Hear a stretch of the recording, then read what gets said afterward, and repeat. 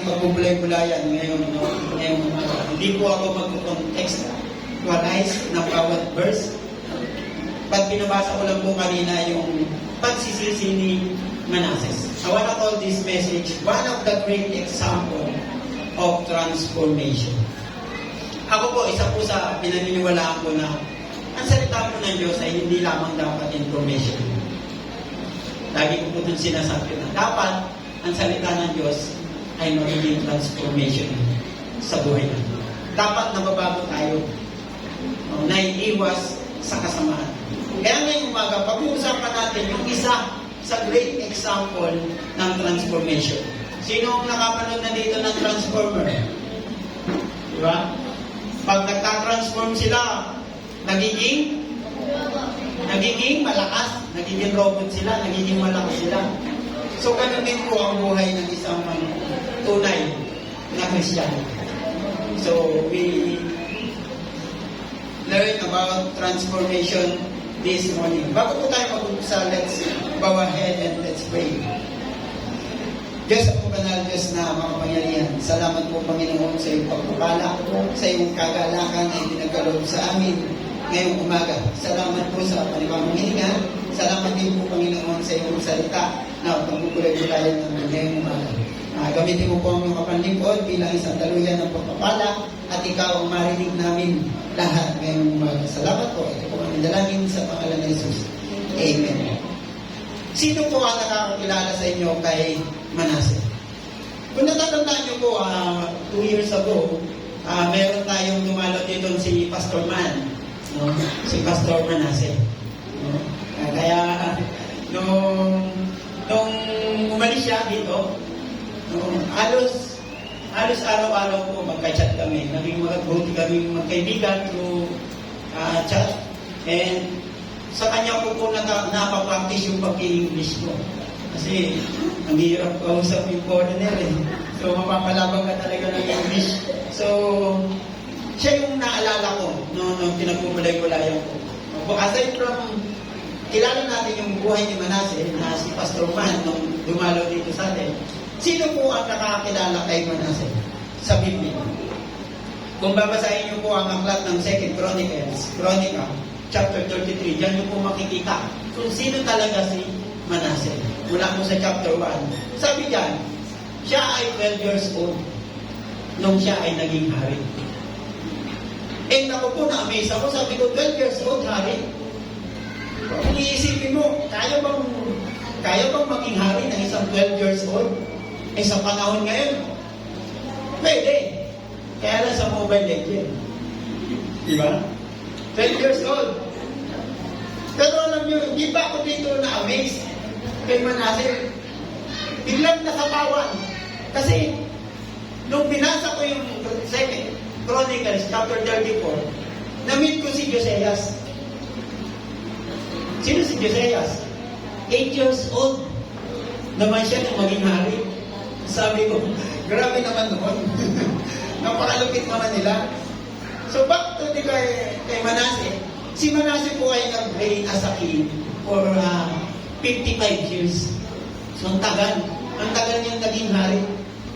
And meron siyang anak na si Amon, and Hephzibah ang kanyang pangalan ng kanyang ina.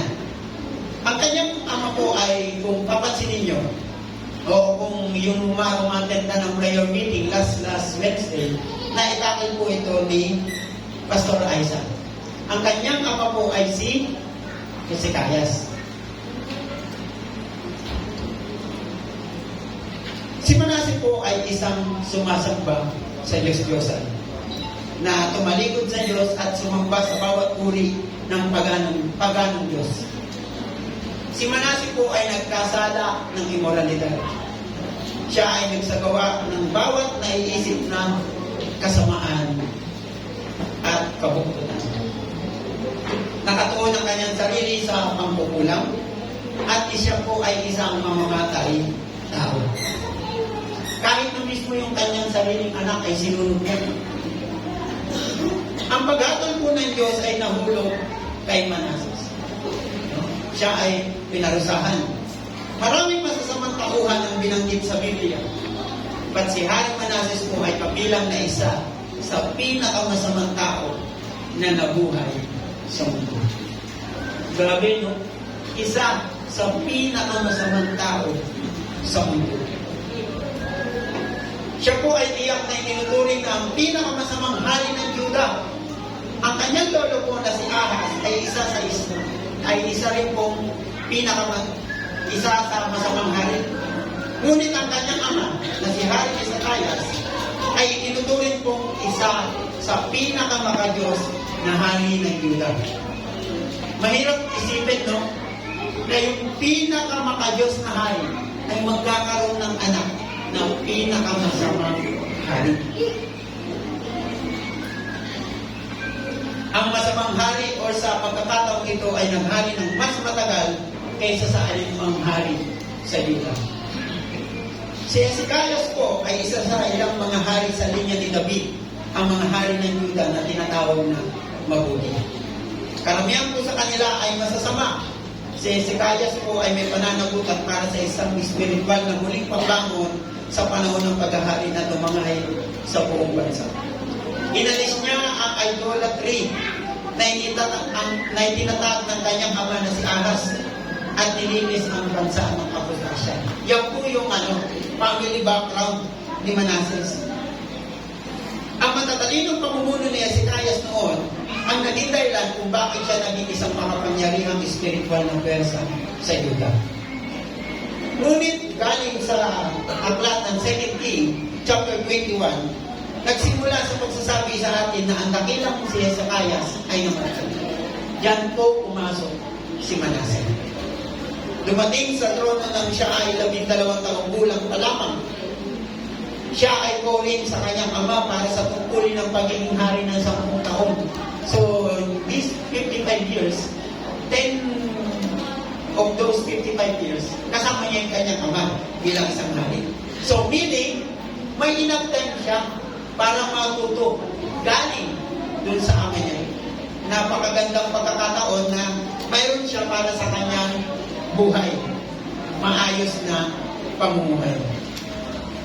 Dalawang bagay po na katotohanan na nakita o naranasan ni Manasseh. Una po, mayroon siyang magandang halimbawa ng kanyang ama na dapat sundin. Kasi nakasama niya yung ama nakasama niya yung ama niya sa pagiging hari. Ang kanyang ama ang kanyang naging mentor. Nakita niya kung gaano kahirap ang ginawa ng kanyang ama para sa makadiyos na gawain. Pangalawa, personal niyang nakita na iniligtas ng Panginoon ng Jerusalem sa isang napakahimala na paraan nung ito ay nasa ilalim pa ng pagkupkop ng mga Asyriano. Nakita niyang personal ang pagkilos ng Diyos sa Jerusalem. At kung ikaw, nakita mo mismo ang personal na pagkilos ng Diyos sa Jerusalem, dapat hindi mo nagagayahin yung ginawa ng Jerusalem. Ngunit pansinin kung ano ang ginawa niya nung nagkaroon siya ng kapangyarihan bilang maging hari, na pumalit siya sa kanyang ama. Sabi doon, sa 2 Chronicles chapter 33 verse 2, hindi kinalugdan ni Yahweh ang ginawa niya sapagkat tinularan niya ang kasamaan ng mga bansang pinalayas ni Yahweh sa lupain iyon nang sakupin iyon ng bayang Israel. Tila po sa sandaling namatay ang kanyang ama, hindi siya nag-aksaya ng oras na bumaling sa kasamaan. Biglang naninis yung landas niya nung namatay yung kanyang ama. Dalawang bagay po ang matututunan natin sa buhay ni Hari Manasseh. Una po, si Hari Manasseh po ang perpektong halimbawa ng isang tao itinako ng kanyang buhay papunta sa kasamaan. From good to bad. Pangalawa, si Hari Manasseh po ang perpektong halimbawa ng isang masamang tao na bumabalik sa kilala ng Diyos noong. From good to bad, patungo sa pagiging good muli. Marami po sa panahon natin ngayon, Meron din dito sa simbahan o kahit sa community na nakadarama ng ating mga kasalanan ay napakabigat na. Ang Diyos po ay hindi kailanman makakapagligtas sa iyo mula sa kasalanan ito. Kung hindi po natin pipilitin iligtas tayo ng ating Panginoon. Ako po, kung babalikan ko po yung aming pong dating pamumuhay, marami rin po akong mga naging bisyo. And na-realize ko po na hindi rin po yun makakatulong sa aking buhay.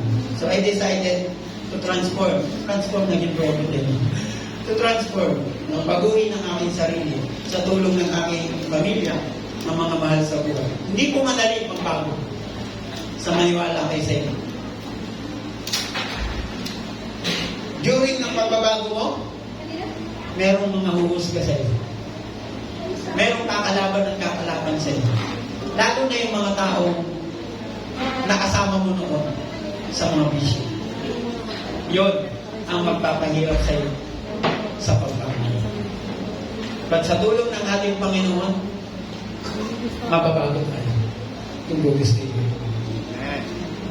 Minsan iniisip natin na ang kasalanan natin ay marami na. Sapat na para hindi tayo patawarin ng Diyos. Tanungin mo yung sarili. Kung ganito yung iniisip mo, hindi na ba talaga tayo kayang patawarin ng Diyos? Alam niyo po ba mga kapatid, na sapat ang biyaya ng Diyos para iligtas ang pinakamasamang tao sa mundo. So ngayon, kahit ikaw mismo, nasa piling mo, ikaw na yung pinakamasamang tao sa mundo. Huwag kang malungkot kapatid. Dahil ililigtas ka ng ating patatawarin. Sabi nga kanina sa devotion, patatawarin ka ng ating Panginoon. Basta marunong ka lang magsisi at magpakumbay sa iyong mga kasalanan. Kahit gaano na tayo karumi sa paningin ng ibang tao, hindi tayo magiging marumi sa paningin ng Diyos kung isusuko po natin ang ating buhay sa Kanya. Ngayong umaga, tatlong bagay po ang gustong ipakilala sa atin ng Diyos ngayon tungkol kay Manasseh. And gusto po ng ating Panginoon, may matutunan tayo sa buhay ni Haring Manasseh. Ngayong umaga, kilalanin natin si Manasseh. And God wants us na magbulay-bulay tayo sa kanyang buhay. Our first point, he was a corrupted king. Siya po ay isang tiwaling hari. Alam natin yan. Kung babasahin natin ang 2 Kings, chapter 21, verse 1 to 7. Basahin natin para maunawaan natin. 2 Kings, chapter 21, verse 1 to 7. Si Manasseh ay 12 taong gulang nang maging hari ng Judah. Naghari siya sa Jerusalem sa loob ng 55 taon. Ang kanyang ina ay si Hephzibah. Hindi rin siya naging kalugod-lugod kay Yahweh sapagkat tinularan niya ang mga kasuplam-suplam na gawain ng bansang minalayas ni Yahweh sa mga Israelita. Itinayo niyang muli ang mga dambana sa mga burol na pinag-iba ng ama niyang si Ezekias. Ipinagpagawa pa niya ng altar si Baal at ng ribulto si Asherah, tulad ng ginawa ni Haring Ahab ng Israel. Sumamba rin si Manasseh sa mga bituin sa langit. Nagpagawa pa siya ng maraming altar sa templo sa Jerusalem, ang lugar na pinili ni Yahweh na kung saan siya dapat sambahin.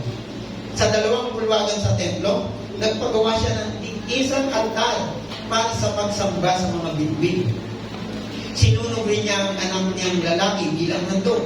Sumangguni siya sa iba't ibang espiritu, sa mga salamangkero, sa mga kumakausap sa mga espiritu ng mga namatay na, at sa mga mamumula. Napakalaki ng kasamaan ginawa niya laban kay Yahweh. Kaya ito'y nagalit sa kanya. Verse 7, ang pinagawa niyang ributong ni Asherah ay pinasok niya sa templong tinutukoy ni Yahweh. Nang sabihin ito kina David at Solomon, sa templong ito sa Jerusalem na aking pinili, mula sa 12 lipi ng Israel, ang lugar na ito ay pinili ko upang ako'y sambahin magpakailanman. Gumawa ng masama sa paningin ng Panginoon. Ayon sa mga kasuglang-suglang na bansa. Kung i-imagine natin, yes, 12 years old, kung siya ay maging hari, 55 years siya naghari sa Juda, but he rebuilt the pagan places of worship. Ito yung sinira na ng kanyang ama eh. Sinira na ito ng kanyang ama nung ito pa yung hari ng Juda. But, tinayo niya yung mga dambana, ni Baal, at gumawa ng isang Asira, gaya ng ginawa ni Akab na hari ng Israel.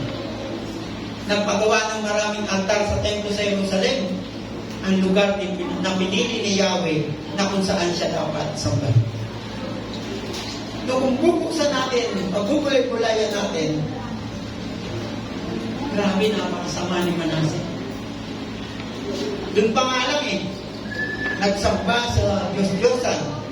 And Manase also worship stars. In fact, sa 2 bulwagan sa templo, nagpagawa siya ng isang altar para pagsamba sa Bitwin. Ano naging Diyos niya yung Bitwin?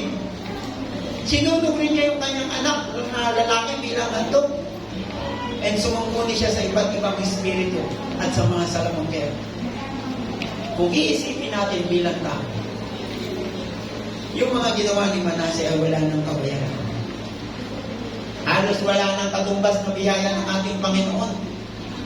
Parang dapat hindi na dapat siya pinapatawad sa dami niyang naging kasalanan.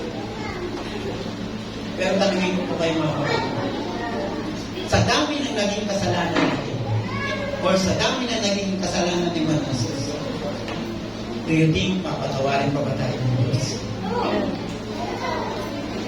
Si Manase ba papatawarin pa rin ng Diyos?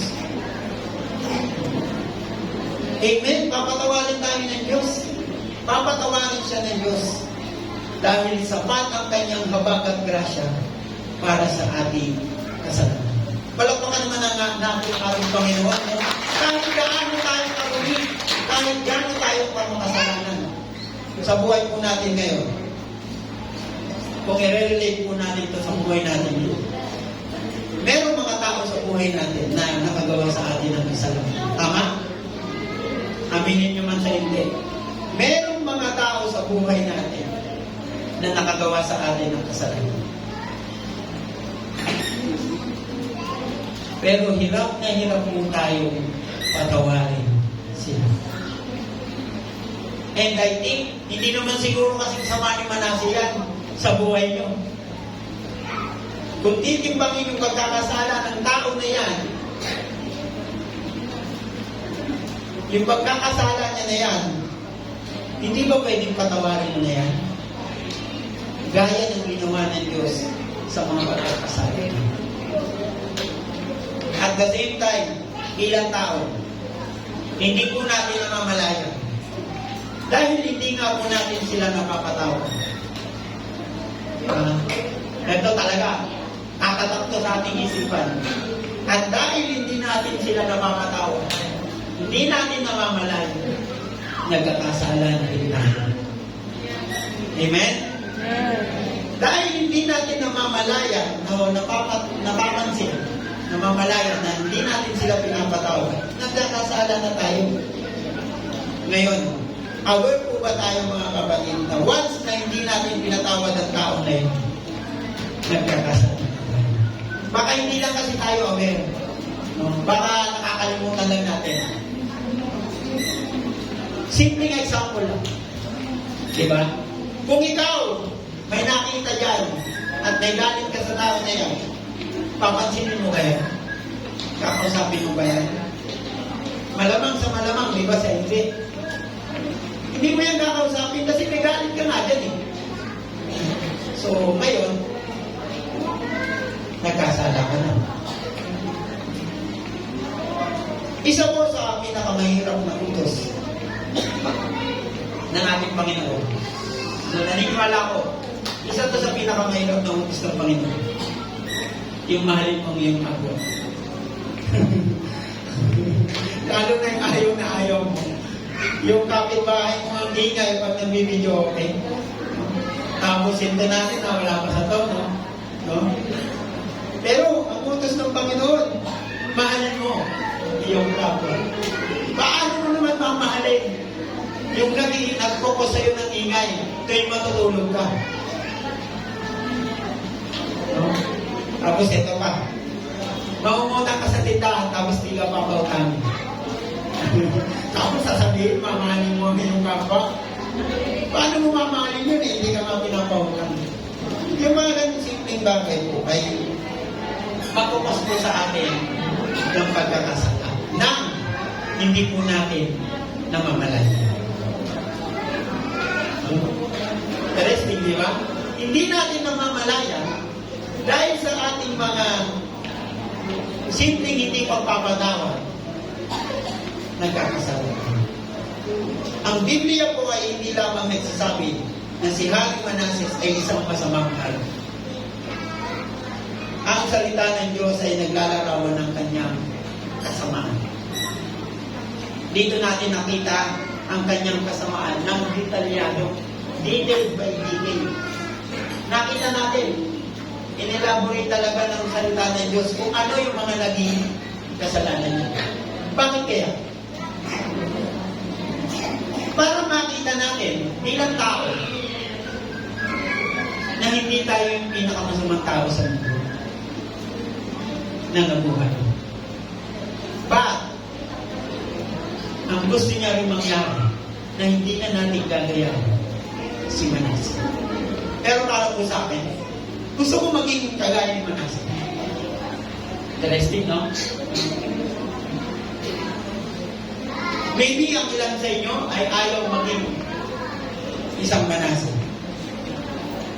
Pero ako, alam niyo po, ako po, gusto ko maging isang Manasseh.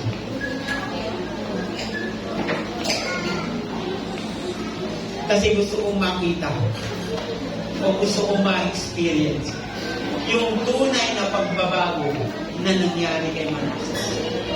Good, evil, good. Good, bad, good. Diba? Ang sarap tingnan. Dahil sa kanyang kasalanan, maraming bagay ang naapektuhan. Hindi po natin yun may pagkakita. Dahil sa kanyang kasalanan, marami talagang naapektuhan. Ganun din po sa buhay natin. Every time na magkakasala tayo, maraming maapektuhan. Una na po dyan yung kanyang spiritual standing with God. Yung kanyang pong katayuan sa Diyos ay nasira. Naapektuhan. Founded siya eh. Founded na siya ng salita ng Diyos noon nung kasama pa niya ang kanyang ama.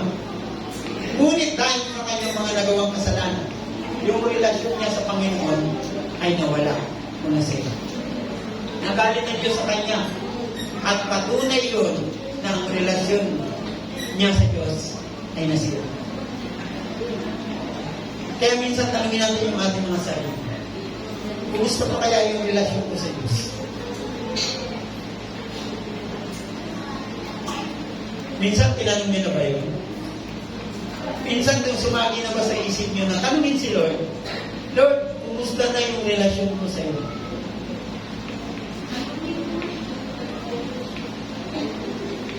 Kasi kung tatanungin natin si Lord sa relasyon natin, yes, hindi sasagot si Lord nang hindi ko alam sa'yo. Pero para makita mo yung relasyon mo sa akin, pagtrabahuan mo. You learn to work from it. Kailangan natin matutunan na pagtrabahuan ang relasyon natin sa Diyos. Pangalawa, his wickedness affected his father's legacy. Naapektuhan ang kanyang kasamaan ng pamana ng kanyang ama. Pero ito, ibinanik niya ang mga altar ni Baal na kanyang ginagawang Diyos. Yung mga sinira ng kanyang ama, tinayo niya muli para sambahin. Sinira na nga ng kanyang ama. So yung ginawang maka-Diyos na pwersa ng iniwan ng kanyang ama sa Juda ay napalitan dahil sa kasamaan ni Manasseh. Okay na eh. Di ba? Nandiyan na eh. Pero dahil sa kanyang kasalanan, na wala yung pamana ng kanyang ama. Yung legacy po na iniwan ng kanyang ama bilang isang makayos na hari. Nagbago yung tingin ng tao sa mga hari. In fact, hindi lang nagbago yung tingin ng mga taga-Juda sa hari. Pati sila mismo nagbago. Pangalawa, naapektuhan ng kanyang kasamaan ang kanyang pamilya. Alam po natin ito. Hindi po ito natin maitatago. Na sa ating mga kasalanan, magsasuffer po ang ating pamilya.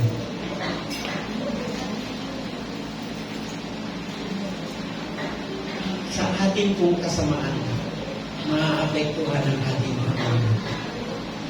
Kung tayo ay puno-puno ng galit, sa kapwa, sa pamilya, pati yung pamilya natin, ganun din yung pamilya. Pamilya natin magsasuffer talaga. Lahat ng taong nakapaligid sa atin ay madalangin. At malamang, kung tutusin, ayaw po natin. Amen? Ayaw natin maapektuhan ng ating pamilya. Lalo na yung mga pamilyadong tao dito. Lalo na pag ang pag-uusapan mga anak. Ayaw natin na nagamay ang ating mga anak. Lalo na yung pagiging ina. Sa kanila, talagang ibang laban na pag tinanting mo yung kanilang mga anak. Kung ayaw natin maapektuhan ang ating pamilya, pilitin natin na huwag tayo magkasal. Pilitin natin na umiwas sa ating kasamaan. Pangapat, ang kanyang kasamaan ay naka-apekto sa iba. Prior to that text na binasa natin kanina sa verse 9, sabi diyan, ngunit hindi sila nakinig, sa halip ay sumunod sila kay Manases sa paggawa ng mga bagay na hindi na masama sa ginawa ng mga bansang pinataboy sa kanila ni Yahweh. Si Manases po ang isang tao na ginawa ang lahat ng kanyang magagawa sa bawat mapagkukunan ng meron siya upang itabuyin ang kasamaan. He used everything he had. No, lahat ng meron siya, ginamit niya para magkasala siya. Lahat ng resources na meron siya. And yung mga buong Jerusalem ay kasama sa paparusahan ng Diyos dahil sa kasalanan ni Manases. Kaya po, wala pong maitatago sa Kanya. Sa Diyos po, hindi tayo pwedeng magliging ng ating kasalanan. Hindi natin maitatago ang lahat ng baho natin sa Diyos. Aatin tayo ng Saturday School, ng Youth Fellowship. Tapos pag nag-basketball tayo, hindi lang makashoot, magmumura. Maagawan lang ng bola, magmumura. Kahapon po, Saturday School, nanonood ako nung nagbabasketball naman na Saturday School. Alam ko, Saturday Schooler yun. Grabe, lulutong. Talaga naman. Ang ginawa ko, kinuha ko yung bola. Sabi ko, huwag na kayo maglaro. Kasi panay lang kayo mura. Ang sakit. Ang sakit pakinggan. Hindi, ginawa naman sa akin. Binigay ko naman, mabait ako eh. Binigay ko. Di naglaro ulit sila. Nasabi ko, iuwi na yung bola. So naglaro ulit sila. May mura na naman. Tapos nung lumabas ako, nagtakbuhan na sila. Hindi ko na po sila ito. Hindi na rin naman sila bumalik. Hindi na nga lang sila umatid na Saturday School. Isa lang yung bumalik. Wala din. Yung anak lang ni... Yung apo mo ba yun? Ate Eden. No, siya lang yung bumalik. Siya lang ang bumalik para umatid na Saturday School. Pero siya kasi hindi naman talaga siya mumura. Pero siya yung isa sa naglalaro. Tapos siya yung bumalik para mag-Saturday School. Ano po yung itong sabihin? Hindi lang po dapat tayo Kristiyano pag nasa loob ng simbahan. Tandaan niyo po ito mga kapatid. Hindi lamang po tayo dapat Kristiyano every Sunday. Every nasa loob tayo ng simbahan. Wala pong lihim kay Lord. Alam na alam ni Lord kung nagkakasala tayo. Ngayon, Ano bang pagkakaiba natin kay Manase? Feeling ba natin magkaiba na tayo? Iba tayo kay Manase? Iba tayo sa kanya? Pakita po natin sa ating mga buwan. Ako po, nung ginagubulay-bulayang ko to, sabi ko, sampal talaga pag salita ng Diyos ang kumausap sa iyo. Sasaliksikin po natin ang ating mga sarili. And sabay sabi, Lord, sorry. Kasi marami akong kasama.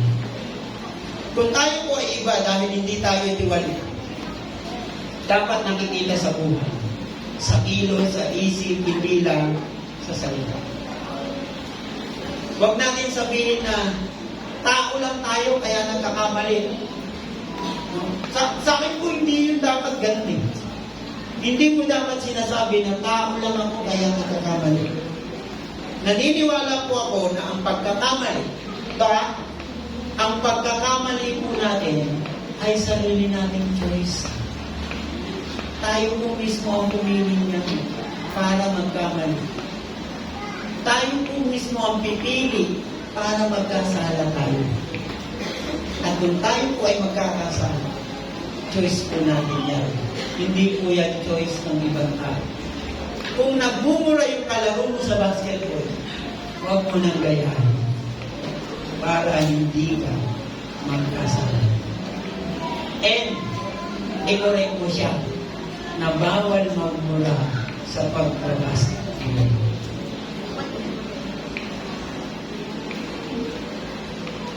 Kaya kung tayo po ay maayos ang pagpili ng bawat kahakbangin natin, hindi po tayo magiging tiwaling hari o tiwaling anak ng ating Panginoon. Amen? Kung maayos ang ating pagpili. Second point this morning, he was a first king. Siya po ay sinumpang hari. Hindi kailanman pinagpapala ng Diyos ang buhay na masasama. Tandaan niyo po yan. Hindi po pinagpapala ng Diyos ang buhay ng masasama. Naniniwala tayo na God will provide. Amen. Pero punong-puno naman tayo ng kasalanan. Punong-puno tayo ng kasamaan. Do you think God will provide you?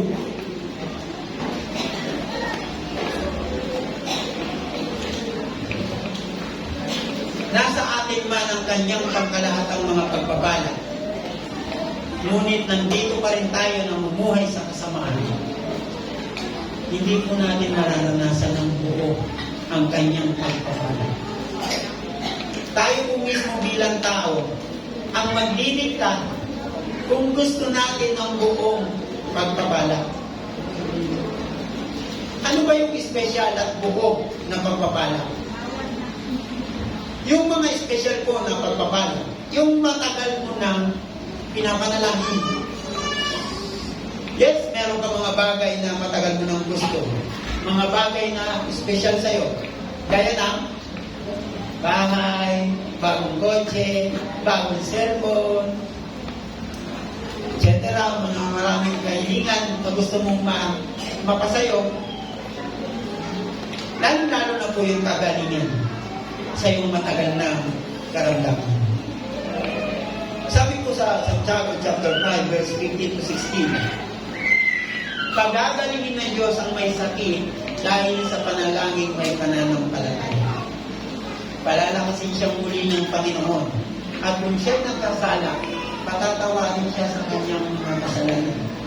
Verse 16, kaya nga ipagtapat ninyo sa inyo mga kapatid ang inyong mga kasalanan at ipanalangin ninyo ang isa't isa upang kayo'y gumaling. Malaki ang nagagawa ng panalangin ng tao. Ano po sabi doon? Malaki ang nagagawa ng panalangin ng tao matuwid.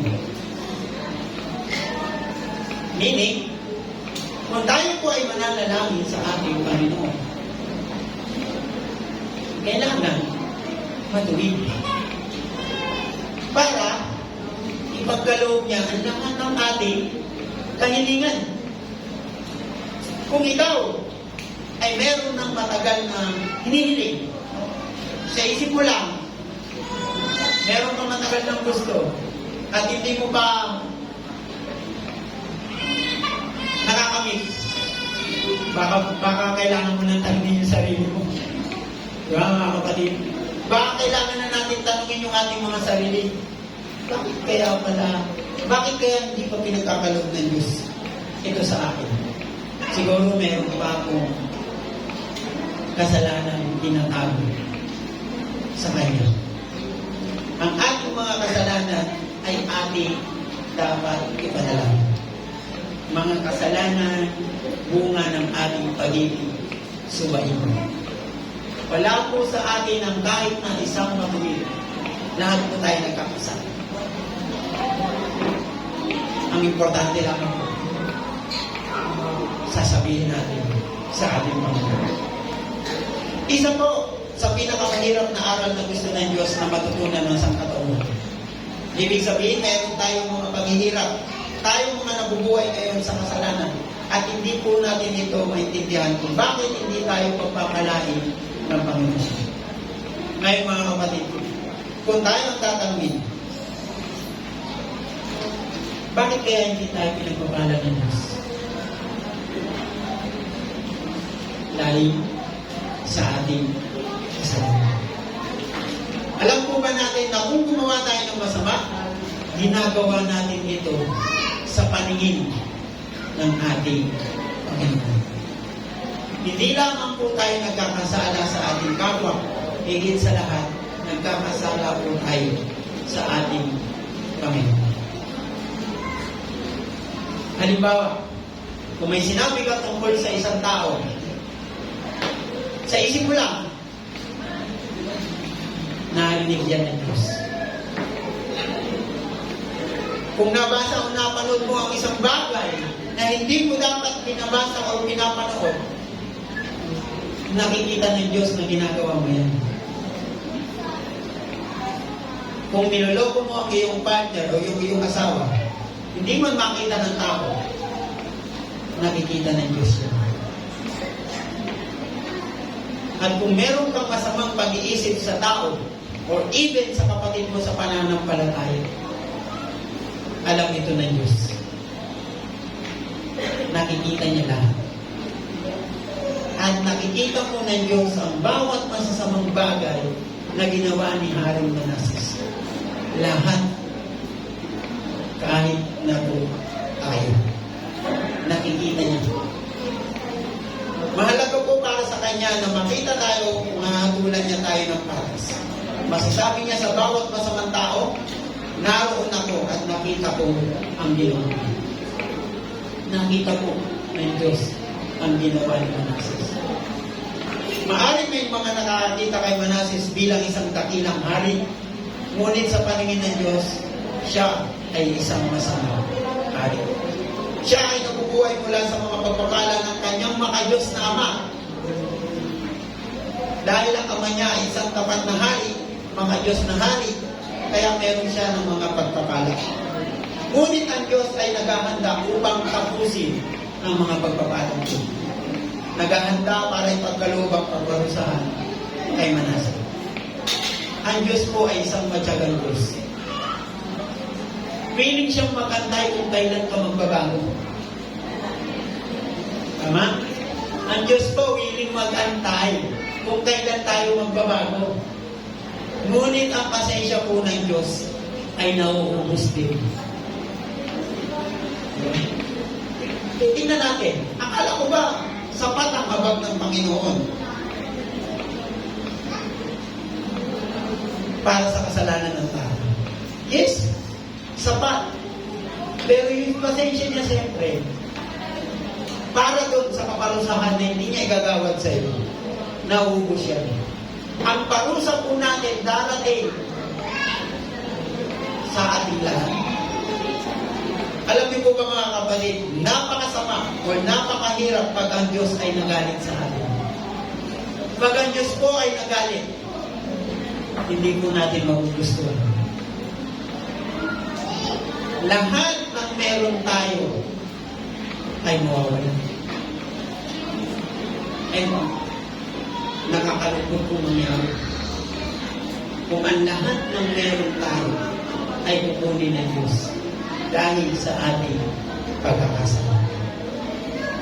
Sabi po sa 2 Kings, chapter 21, verse 12 to 13. Paparusahan ko ng matindi ang Juda at ang Jerusalem.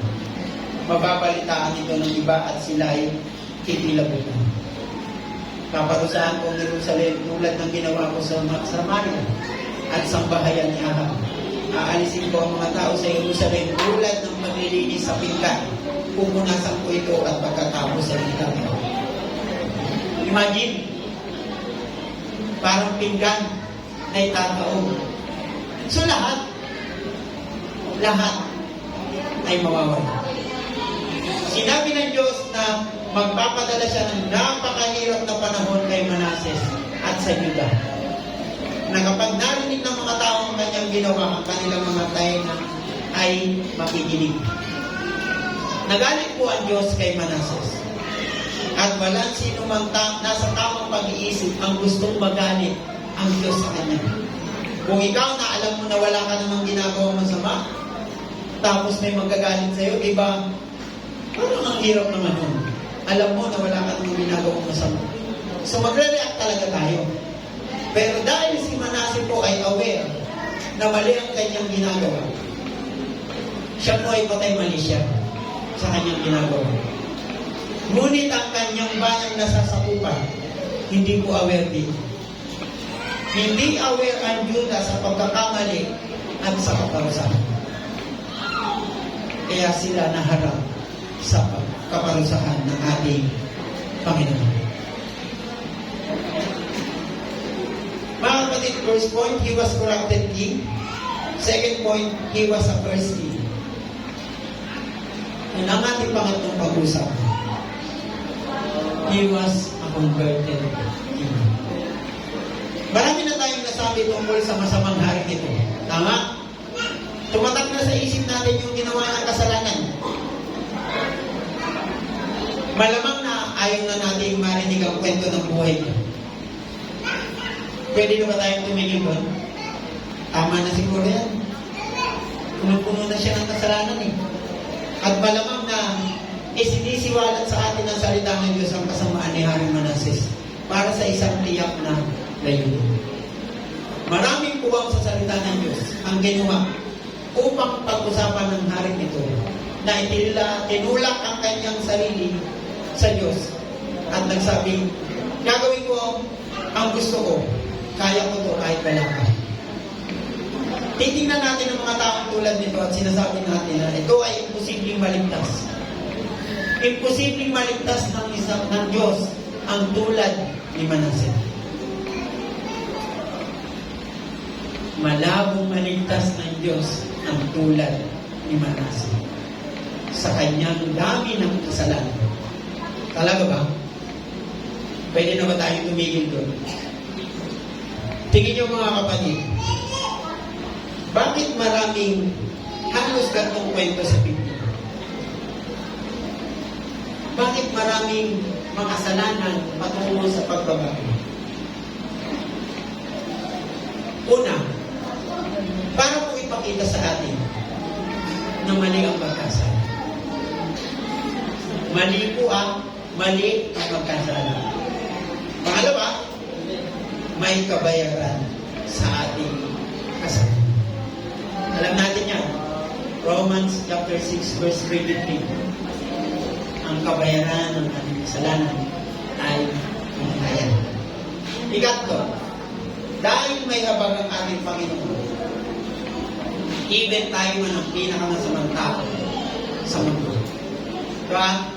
May habag ang ating Panginoon, kahit na tayo man ang pinakamasamang tao sa mundo.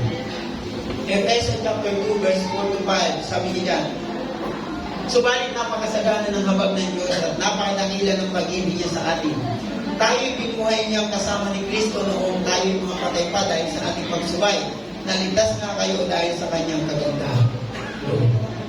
Ika-apat, dahil gusto ng Diyos na magsisiklay sa ating mga kasalanan.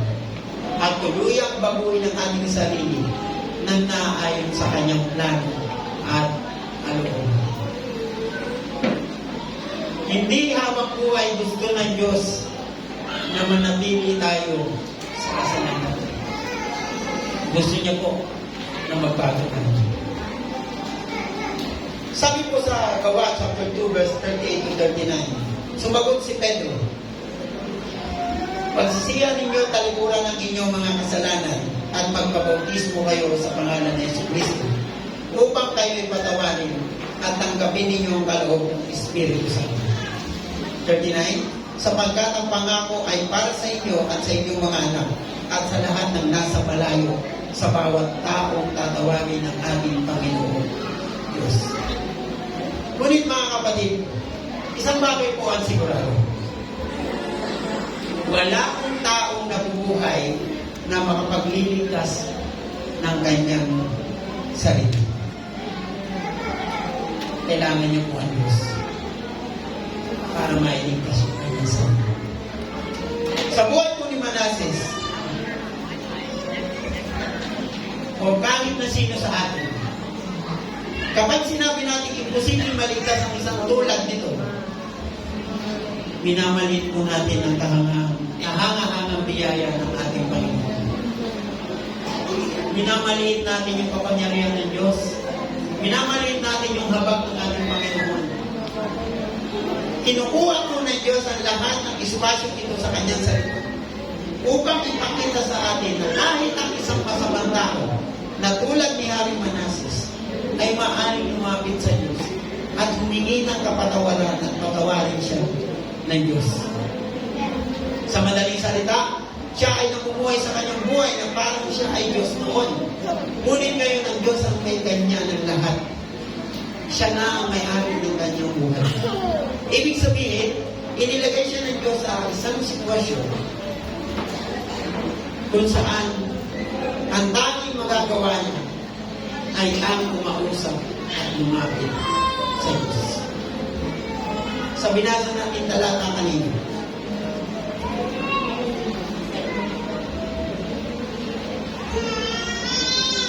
Second Chronicle, chapter 33, verse 14, makikita natin yan. Kung paano nagbago si Manases.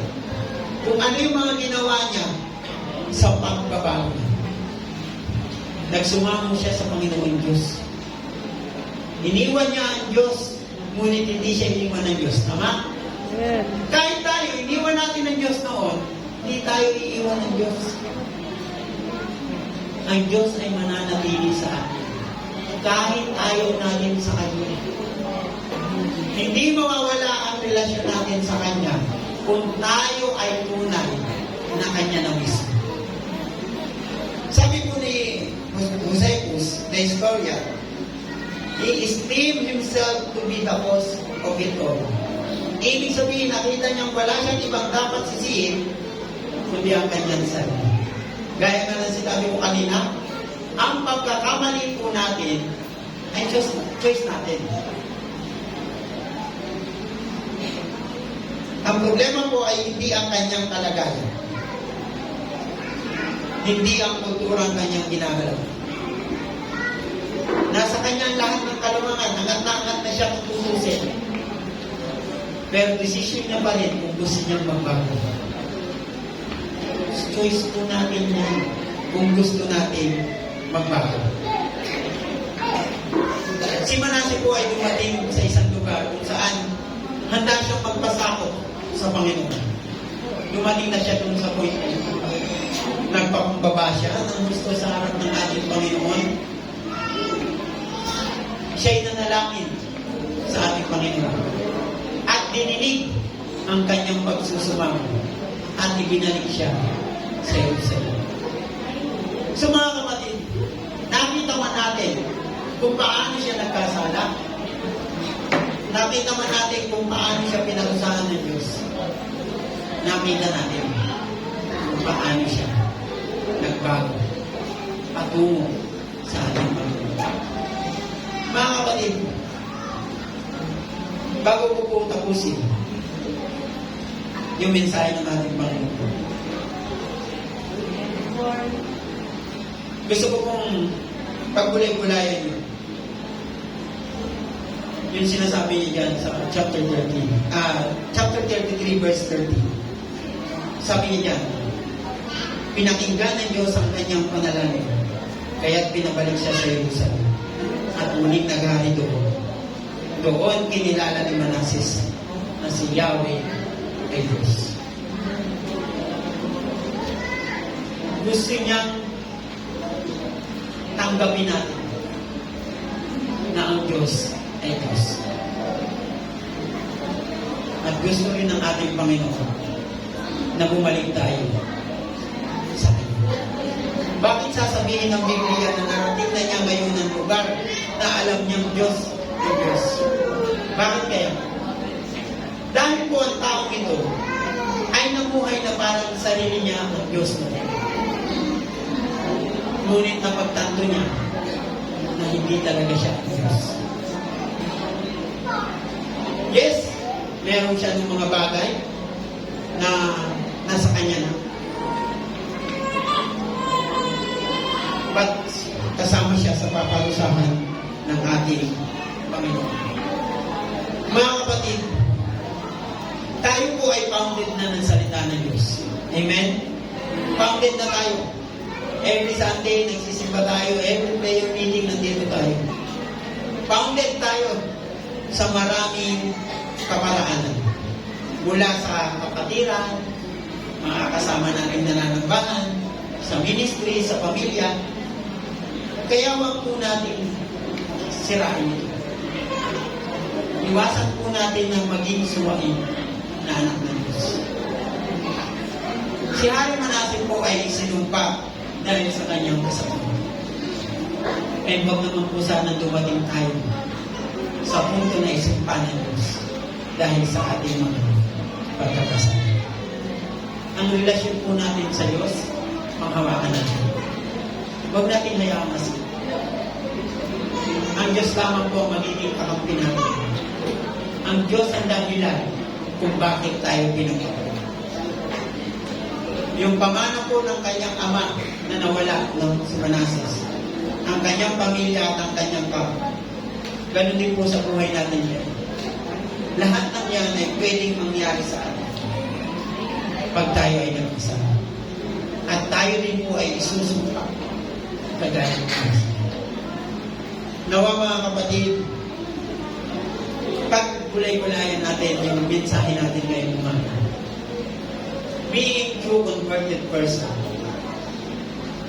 is need to turn away our sins and confess to our God. Kung gusto mo talagang mag-convert, patungo sa maganda at mabuting anak ng Diyos, kailangan mong i-confess ang iyong mga pagkakasama. Ang buhay po ni Manasseh ay isang patunay ng great transformation. From sin to confession and conversion. Nawa po maging salamin ng ating buhay ang buhay ni Manasseh. Kung ayaw niyo po maging Manasseh, maging katulad ni Manasseh, okay. Pero ako po, gusto ko po maging isang tunay na anak ng Diyos. And gusto po ng Panginoon, ng ating Panginoon, na ganun din kayo. Naisip natin na maging isang tunay na anak ng ating Panginoon. Amen? Ang sarap po maging anak ng ating Panginoon. Amen? So palakpakan po natin ang ating Panginoon. Nawa po, may iniwang marka si Manasseh ngayong umaga sa buhay natin. Salamat po. Yun lamang po. Sa mapagpala.